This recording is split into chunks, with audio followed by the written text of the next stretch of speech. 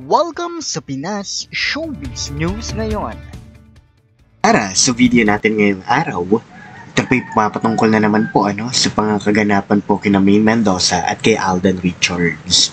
Lalong-lalo na po ang ginawa nga pong kapansin-pansin at kapuna-puna na hindi po nila pwedeng pasubalian o hindi po nila po pwedeng palitan ng kung ano-anong impormasyon ang hindi po pag-attend nito pong si Maine Mendoza dito po sa gabi ng parangal ng MMFF 2024. Okay? Kung saan, isa nga po rito, ang dami nga pong mga netizens ang nainis dito po sa mga pinagagagawa nitong si Miss Sylvia Sanchez. Ano nga bang ginawa niya? Kasi, yun na nga, wala nga po silang nakuwang major awards.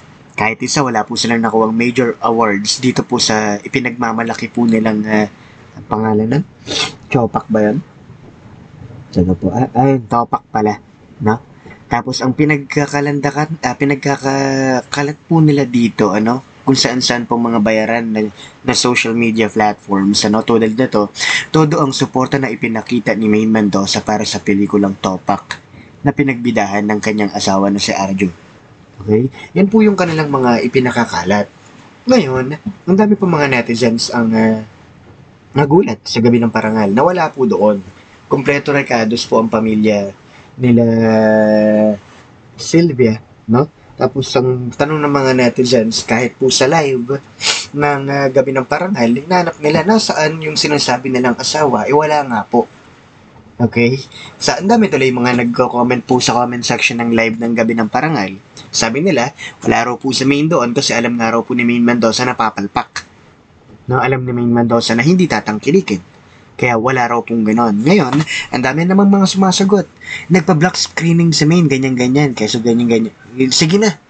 Okay? Sige na ho. Kasi nga naman, kung asawa mo, syempre, matik na yon. Diba? Magbubulag-bulagan pa ba tayo? Matik na yon. Susuportahan mo. Diba? Susuportahan mo kahit anong mangyari. Matalo-matalo, susuportahan mo. Pero ano nangyari? Tila baga sabay po silang naglaho na naman nitong si Alden Richards. Diba? Ngayon kasi ang pakalat nila ngayon kay Alden. Mamaya pag-usapan natin yung about kay Alden. Pero ito nga ho yung mga pakalat sa social media na itong si Maine Mendoza, todo suporta. Sige, sabihin niya ng todo suporta. Pero taliwas po ito sa nakikita ng iba.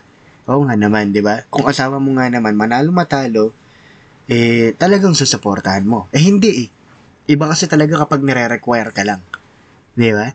Tapos, ang nangyari pa ho dito sa MMFF, kagabi lang, sobrang late na ho kasi siya natapos Ito na yata yung pinakamahabang inera nilang gabi ng parangal ng MMFF.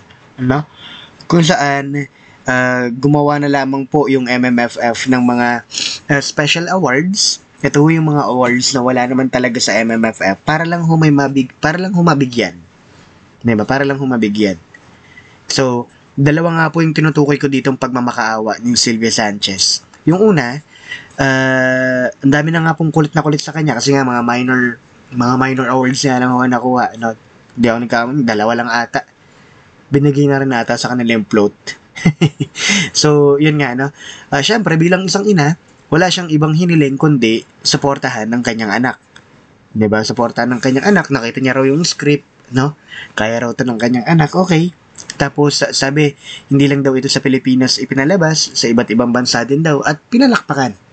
Sa kanya mo nagmula 'yan. Okay, pinalakpakan daw. Kaya sana raw ang mga Pilipino ay tangkilikin. 'Di ba?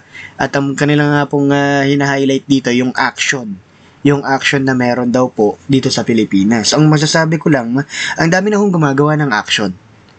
Okay? Kay Coco Martin pa lang, puro action na ho yun. Anong tingin nila doon? Di ba? Sabi pa nila, namamatay na raw po ang industriya ng action sa ating mga pelikula. Sige, pagpalagay na natin anong tingin nila kay Coco Martin?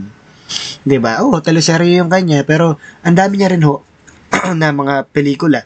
Di ba? Na action talaga. Sabi nga nila kawawa naman yung mga ipinares kay Alden doon. Kasi yung mga naging kapares ni Alden doon sa movie nilang yun, hindi nag-shine. Okay? Wala na akong magagawa sa ganun dahil ang binabahagi ko lang po sa inyo ay yung mga komento ng mga netizens. Okay, kung ba't sila nainis, nasan si Maine Mendoza, bakit hindi siya umattend nung MMFF, no?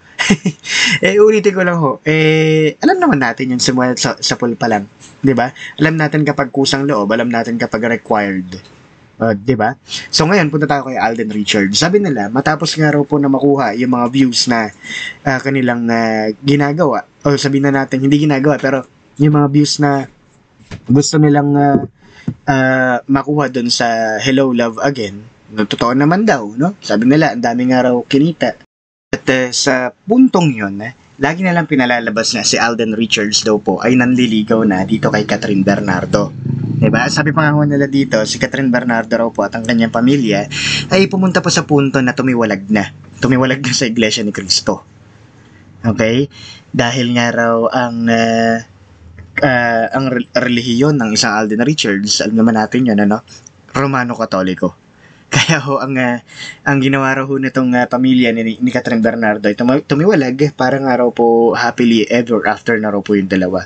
Pero, ito na nga ho, after nga po ng pagpapromote nila ng movie nila, sabi nila na lagpas billion nga raw pong kinita, Sige, kung yan ang press release, sige lang.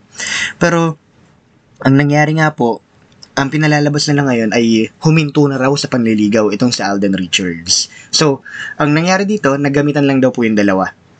Ginamit ni Catherine Bernardo yung mga fans, ni Alden Richards, ginamit ni Alden yung mga fans nitong si Catherine Bernardo, at pinalalabas na sweet sila sa isa't isa. Ngayon, hindi na. Yan nga ho sa pangunguna pa ni Lucifer Min. Kilala niyo naman po kung sino si Lucifer Min, di ba? Siya ho yung nagpapakalat ng mga ganyan bali-balita. So, same na same yung format. Okay, paanong format na naman yung sinasabi natin dito, Mr. Pinas? Yung pagkawala ni Maine Mendoza, yung sabihin na nating hindi pag-attend ng MMFF na yon, si Alden Richards na pinapakalat na tapos na ang panliligaw, no? Sabi ng mga netizens, napaka-professional talaga nila. So, napapaisip din ako, ano ba yung sinasabi nilang napaka-professional ng dalawa? So, parang nangyayari lang itong mga bagay na ito dahil nga raw sa tawag ng trabaho. Trabaho nga naman daw, Yun yung kanilang nakikita. Trabaho for Maine, trabaho for Alden. At pagtapos na ang trabaho, mawawala ng parang bula. Diba? Kasi sabi nga nila, kung yan ay hindi naman talaga required, kung yan ay bukal sa puso at katotohanan lang yung mga nangyayari, hindi mangyayari yung mga bagay na ito. Muli ito po ang inyong lingkod, wag ko kayong mag-alala hanggat nandyan po si Maine, nandyan si Alden, nandyan ang iba pang mga balita na pumapalibot sa showbiz, nandito tayo. Ito po ang Pinas Showbiz News ngayon.